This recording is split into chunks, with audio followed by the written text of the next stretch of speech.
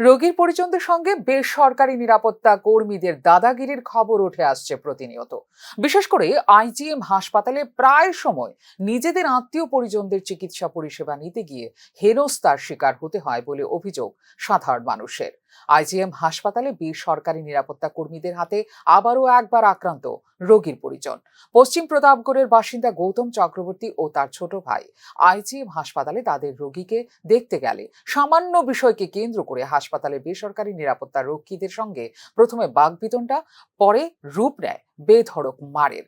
10 থেকে 12 জন বেসরকারি নিরাপত্তা রক্ষীদের যৌথ আক্রমণে আহত হন গৌতম চক্রবর্তী ও তার ছোট ভাই বিকাশ চক্রবর্তী। পরবর্তী সময় ঘটনার খবর পেয়ে ঘটনাস্থলে ছুটে যায় পুলিশ এবং নিয়ন্ত্রণে আসে পরিস্থিতি।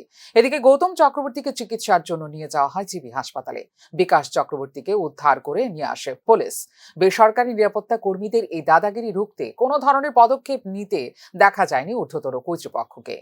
সাইকেলটা পাম্প সাইডে দিচ্ছে সব মিললে, হ্যাঁ, মানে বেসরকারি নিরাপত্তা বাইসাইকেল পাম্প সাইডে দিচ্ছে এর উপরে রাখবে। তো হ্যাঁ মানে গেছে সাইকেলটা নিয়ে এমন টাইমে আমি সাইকেলটা গাড়িটা দিয়ে আগে দিই বাঁধছি, গাড়িটা সুতিতে বাঁধছি।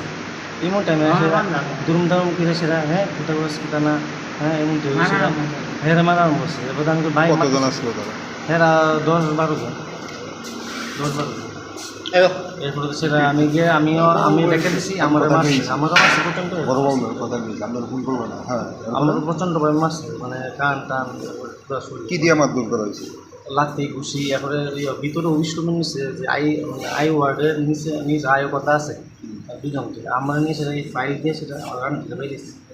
আপনার বাচ্চা কি কারণে ভর্তি করা হয়েছে? আমার বাচ্চা ওই মানে স্বাস্থ্য কম্প্রোমাইজের করে সৌরভে ভর্তি করেছি। নাম কি আপনার? আমার নাম গৌতম চক্রবর্তী। বাড়ি কোন জায়গায়?